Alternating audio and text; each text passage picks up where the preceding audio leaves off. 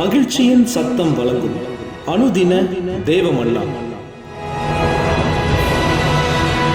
Voice of Joy presents Daily Manna by Reverend A. Benedict. தேவனுக்கு மகிமை உண்டாவதாக.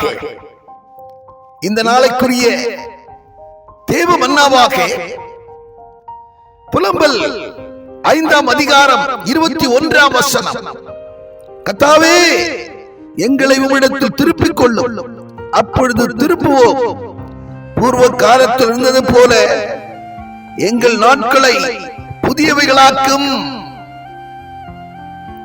ஆம், எனக்கு அன்பான தேவச்சனமே, அவன் நம்மை திருப்பிக் கொள்ள வேண்டுமானால், தம்முடைய பக்கமாக அவர் நம்மை சேர்த்துக் கொள்ள வேண்டுமானால், நாம் அவரிடத்திற்கு திரும்ப வேண்டியது அவசியமாயிருக்கிறது. நாம் அவருக்கு நேராக திரும்பி வரும்போது, மையான மன திரும்புதலுடன் அவருக்கு நேராக திரும்பும் போது நம்மை அவர் சேர்த்துக் கொள்ளுகிறார்.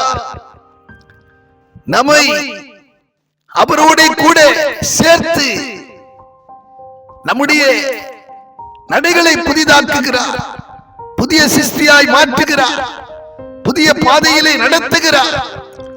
நம்முடைய பாதைகள் ஒருவேளை வனாந்தரம் போல் இருந்தால், அந்த வனாந்தரத்திலும் புதிய பாதைகளை காண்பித்து நம்மை வழிநடத்தக்கூடியவராய் இருக்கிறபடினாலே, எனக்கு அன்பான தேவச்சனமே, வேதம் சொல்லுகிறது 1 பேதுரு 5ஆம் அதிகாரம் 6ஆம் வசனத்திலே, அவர் உங்களை உயர்த்தும் மட்டும், அவர் உங்களை மேன்மைப்படுத்தும் மட்டும் அவருடைய பலத்த கரத்துக்குள்ளே நீங்கள் அடங்கியிருங்கள்.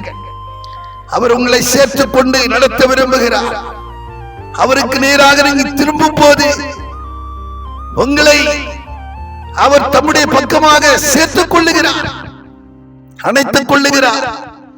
ஊதாரி மகன் தகப்பனிடத்திலே வந்த போது, அந்த தகப்பன் அந்த மகனை பார்த்த மாத்திரத்திலே மனம் இறங்கி ஓடி சென்று அவனை மார்போடு சேர்த்து அணைத்துக் கொண்டு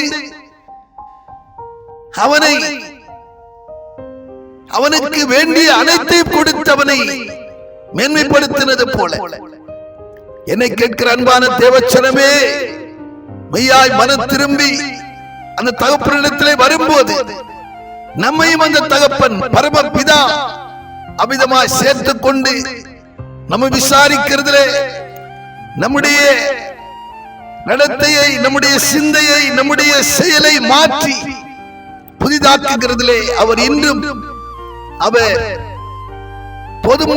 போதுமானவராய் இருக்கிறபடினாலே, என்னை கேட்கிற அன்பான தேவச்சனமே, உண்மையாய் மனம் திரும்புங்கள், உண்மையாய் அவரை கிட்டி சேருங்கள்.